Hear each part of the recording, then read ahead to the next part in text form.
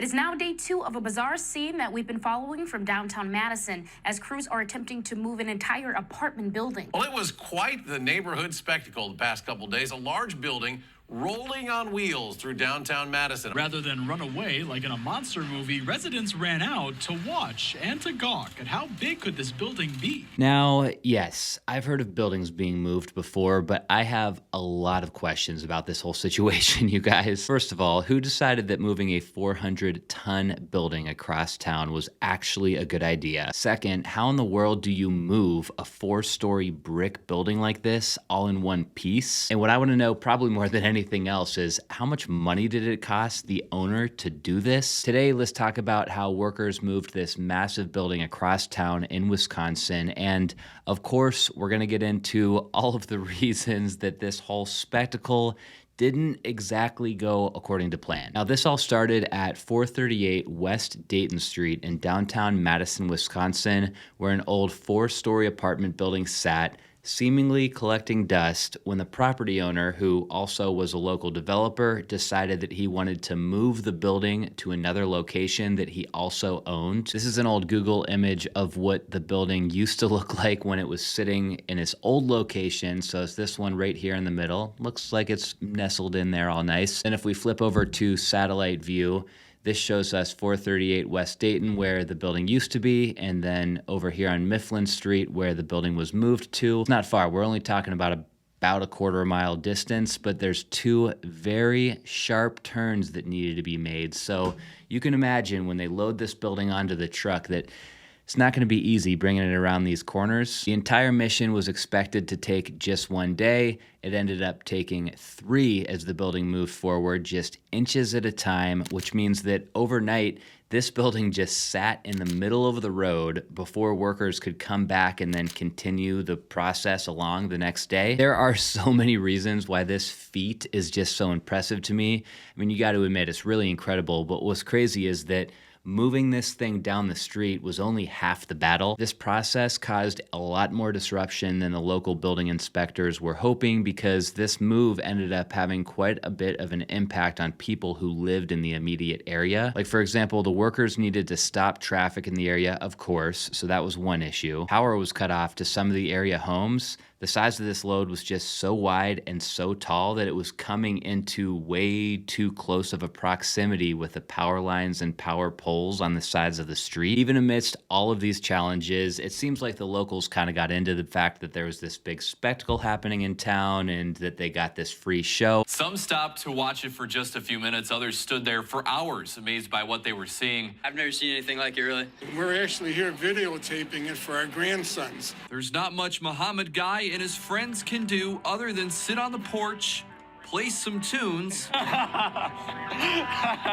and watch. I mean, I know if I lived out there, I'd be posted up in the lawn watching this action like all day. Now, there was obviously a lot of risk associated with moving this building across town, but you know what else is a big risk? When your personal information, which you thought was private, is possessed by third parties and then can be easily accessed by scammers. Thankfully, because of the sponsor of today's episode, Incogni, we can have our personal information routinely scrubbed from these people search websites. I'm not gonna lie, you guys, my phone lately has been ringing like every other day from random numbers that I either ignore because my phone tells me it's a junk call, or on the off chance I do pick up the phone, hello? I'm met with a scammer on the other end of the line. Not cool, seriously, it's so annoying, but like most people, I just kind of accepted that these scam calls were just a part of life and that there wasn't really anything that I could do about them. It's kind of like the dozen or so scam emails that I also get every week and forward straight to the junk folder in my email inbox. But what's awesome is Incogni is all about protecting our data from getting out there to these bad guys in the first place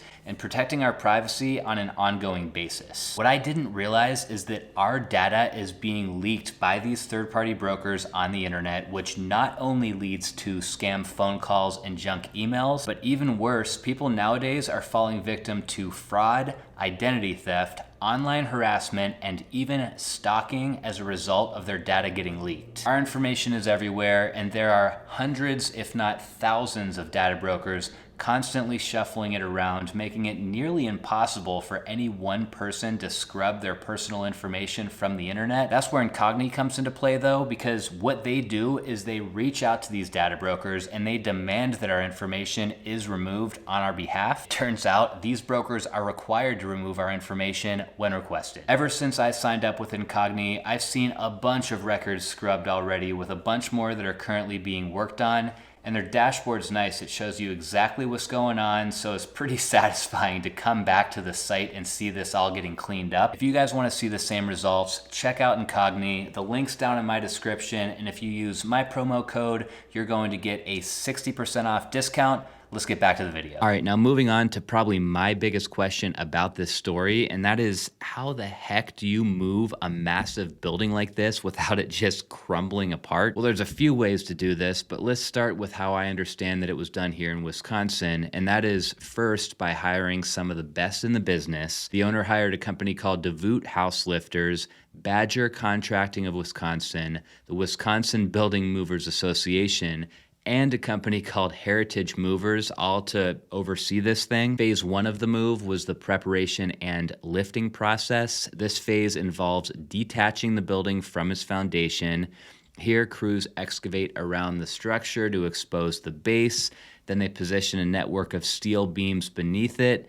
These beams serve as the support when it's time to lift. And once you get all the beams in place, hydraulic jacks are used to slowly raise the building up evenly. Now, you guys know I'm not an engineer. I'm just compiling a bunch of information from these different companies' websites to put this together. But to me, lifting the building off of the foundation seems like probably the most challenging part of the entire process. I mean, if you don't lift this thing up perfect and even, you're liable for the thing to settle and potentially just come crumbling down. Once the building is lifted, then it's time to transfer the weight onto some specialized trailers that are equipped with over 100 wheels. These wheels evenly distribute the weight, and once the building is fully on the trailer, it's moved through the streets of Madison via a remote control at the pace of about 200 feet per day. Pace is really important here. I'm sure that's why they use the remote control. You know, if you speed up too fast or stop too fast, that could be a disaster. The last step in the process is reinstalling the building at the new site.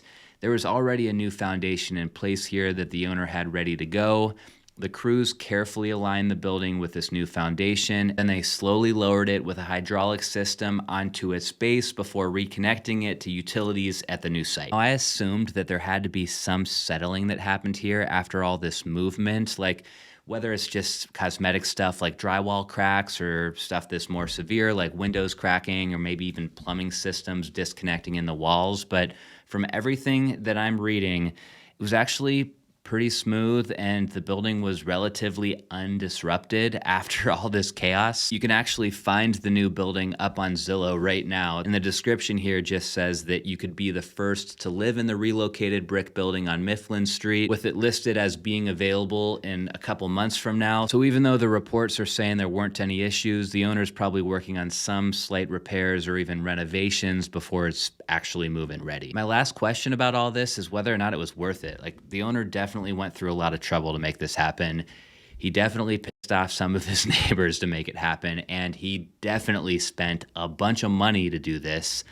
Was it worth it? Well, let's get the money thing straight first. Initial reports said that the bid to do this move was $500,000, but after it was all said and done, the owner, Brandon Cook, said that the total cost to move this thing was over $1 million, not to mention another $180,000 that he spent to improve structural supports at the new lot on Mifflin Street. So we're up to $1.18 million just to move this building over to its new lot. Property records say that Brandon bought the new lot back in 2011. He paid $371,100 for it at the time. So now we're up to about $1,550,000 for the new lot with the apartment complex on top of it. But don't forget, there was an old building on that lot when he bought it. Brandon received a demo permit in 2024 to demolish that old house and get it set up for the new apartment building. This, all said and done, had to cost at least $50,000. When you combine everything together, he spent about $1.6 million for a 4-story apartment complex in downtown Madison, Wisconsin, and based on the comparables, I think he may have overspent a bit here. If you look at multifamily for sale in this exact pocket of Madison, there's only one multifamily property for sale right now. It's this duplex that was recently completely renovated, and they're only asking $600,000 for this one, or $300,000 per unit. At $300,000 per unit, that puts Brandon's building value at around $1.2 million, $400,000 less than what he's got into it. So was moving this building the best investment in the world? Probably not, but what makes this story even cooler is that I'm getting the impression that Brandon did all this for a reason that was much bigger than just for the money. The owner of the building says it isn't too old and it was built in a way that could fit every lot in the neighborhood, which is why it started moving from the 400 block of West Dayton to the 500 block of West Mifflin Street yesterday. I'm the owner of the structure on wheels. It was a great building. I just had to save it. It's replacing a single-family house that was past its useful life. So it's a great opportunity to keep housing stock. See, the location where this building used to sit, all of Brandon's neighbors around here sold to a Chicago developer called Core Spaces, who's in the process of constructing a 6-story building over there for student housing. So he was kind of faced with this decision to sell his property too, collect the profits, but then see this old historic building that he used to own be torn down. What he instead opted to do here was actually kind of genius, because he got to take the building away, which would have costed him a ton of money to build. And the investors who bought his lot, they don't care if there's a building there or not. In fact, the lot's probably worth more money to them once he removed the building, because now they don't have to worry about tearing it down. You know, here we are, and having it out on the street, it's a good thing. And to save this building, it's a really good thing. It turns out that the new lot that Brandon owned at this time was the exact same dimensions that he needed for this all to work out.